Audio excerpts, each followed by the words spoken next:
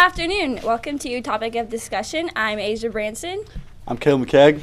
And we are bringing you the latest in sports news. How about Darrelle Revis on the Jets and the whole 49ers wanting to trade their draft picks to get Darrelle Revis? Do you think that's a good idea? And what are your opinions on this? Okay, I mean, if you think about it, the Niners made it to the Super Bowl without this guy.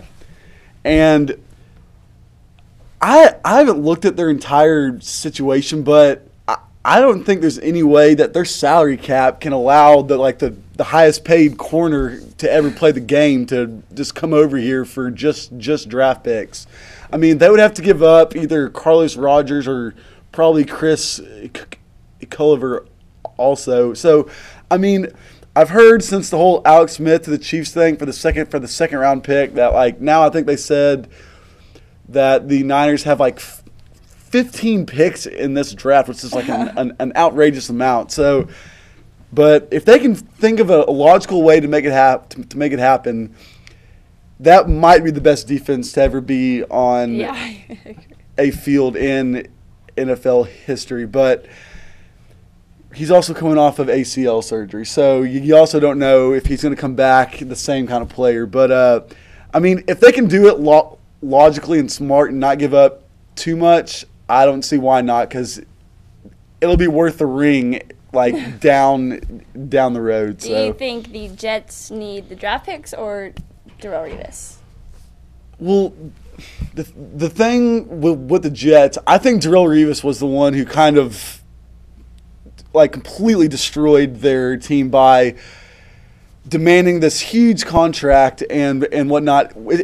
Whenever that happens, that makes you not be able to sign a lot of other key parts. So I kind of think the Jets are in kind of a rebuilding phase almost. And so I think some people wouldn't be very happy about it, but at the same time, I mean, how good is a team really going to be if your best player is a cover corner and your offense can't score more than 10 points a game? So it's kind of a toss-up, but I kind of think if they do get the right offer, they need to take it. So. Okay, and how about the Chiefs getting Alex Smith? What do you see there for the Chiefs? And was that a good move for the 49ers with Colin Kaepernick still?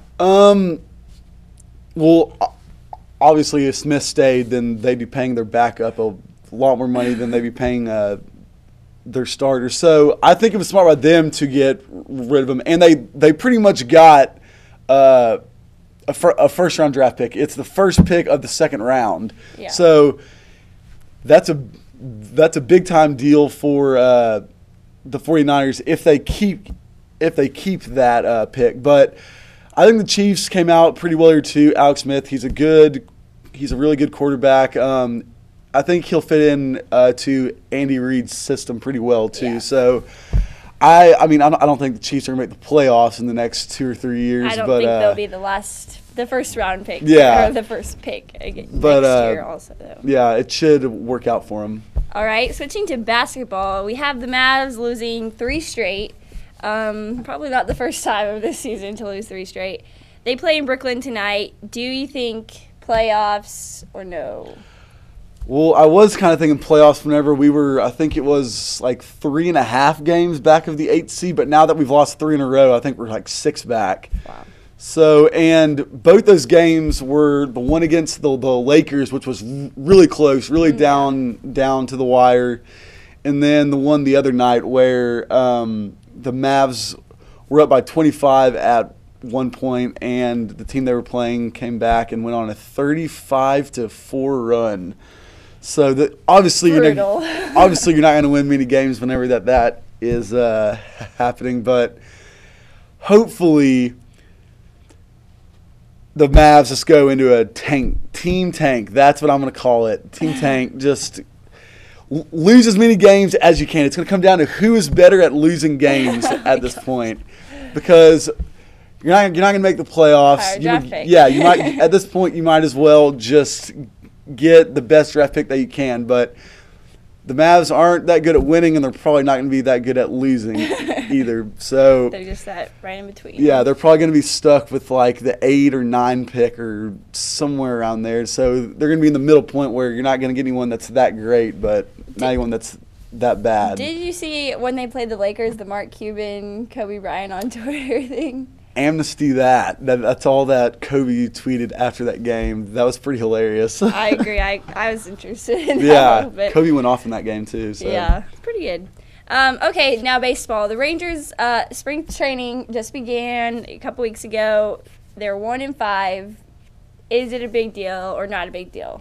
Well, I mean, like we were talking about before the show, no. Like, it's spring training. It's this doesn't matter. It's just like the preseason in the NFL. If you go 4-0, like, there's no way you're going to make it to the Super Bowl, I feel like. But I'm not that worried. I mean, our starters go, like, maybe 2 or 3 innings. Yeah. And so, obviously, your top pitchers aren't pitching for near as long, and I kind of feel like it's just kind of like warm-up games almost. Like it's just up there to get people back in like the motion of playing on a daily basis. So I'm not too worried. Yeah, I think we have a pretty solid team, just like the years previous, and we have lost a few key players, but I really don't think it's been that big of a deal. Now in golf, Rory walked off the course in the 18th hole, saying he had wisdom tooth pain. Yeah. How do you feel?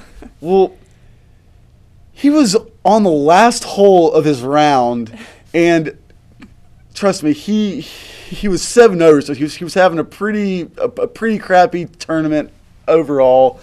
But see, this kid, he's like our age, and he's being such a wussy about this because you're getting paid millions of dollars to go out there, play golf. I mean, if I was getting paid millions of dollars to play golf, I'm not going to screw over my sponsors and everything by cutting a tournament short. Think of all the kids who went out to go and see him play. So, Tiger Woods in the, I think it was 08 or the 09 U.S. Open, played like 28 holes on a broken leg and a torn ACL. So if you're telling me Tiger can do that, and you're telling me Rory can't play through a little bit of like wisdom tooth pain in the 18th hole, yeah. So and I mean, he just thinks that he is just like the man on the tour, and he has no idea what like. That's just what I just don't like about him. He's not a competitor at heart, so he needs to show me a little something the next time he goes back out on the course. Okay, now it is March 1st, so March Madness coming up. It not quite, but it's almost there. How do you feel? Do you have a favorite for March Madness so far, right now? No, I mean, do you? I would say Duke. Okay, I mean, they lost last night. They've lost a lot of games. Yeah, I mean, everybody loses. But they lost to unranked Virginia. It happens. Okay, true. They said the other day that there has been 18 games this season where an unranked team has beat a top 10 or top 5. I bet that it's a top 10 team. It's been a madness of a year almost in college basketball already. I kind of think that it's great because like these last few years there's been the Kentuckys, the Kansases, the Dukes, and the Syracuses, and okay, I almost forgot the biggest one, the Kentuckys. And, like, you always know, like, okay, like, they're probably going to win it. This year, I have no idea. Like, it could be a toss-up. If someone told me, here's $100 that you have to lay down on someone, it would probably take me, like, an hour to decide. But if I had to, I mean, I got to put the confidence in the U. It's all about the U. Okay. Like, how can you not put the confidence in the U? I mean, they're ranked like 6 right now. They beat Duke by 20-something points earlier this year. They do play again tomorrow, though, at Cameron Indoor, so that'll be interesting, I guess. It's been crazy here. It really could be anyone's year. There could be someone very low, just take it all the way. This might be the first year 16 finally takes down a 1. So I would not be surprised, honestly. I've watched, actually, I say Duke, but I've watched Duke, lose a lot this season. I've watched. Who hasn't lost a lot? Like, true. I mean, Indiana's lost a couple times. Michigan lost to Penn State, who hadn't won a Big Ten game all year last night. So, I mean, it's just good teams. It just shows that, like, they're just not that good compared to the good teams of the past. So. Yeah. All right, the Harlem Shake for the Miami Heat. They did a pretty interesting one. On a scale of 1 to 10, 1 being the worst one you've seen, 10 being the best one you've seen, grade their Harlem Shake video. I mean, I'm not going to say that it's the best I've seen. I still like the one that I think it was the Georgia swim team did underneath the water. But I thought it was pretty good. I'd say about probably an 8 or a 9. The thing that I liked about it was because, I mean, you could tell that it was kind of obviously like before practice or before a game. So I thought that was pretty cool. But then the outfits I thought were hilarious too. I thought it was very well done. I thought it was pretty funny. I laughed. They had cool outfits. They were for sure. Cool. All right, now this week in Tarleton sports and in sports in general, we have our Tarleton men's and women's basketball playing West Texas A&M this Saturday in Canyon.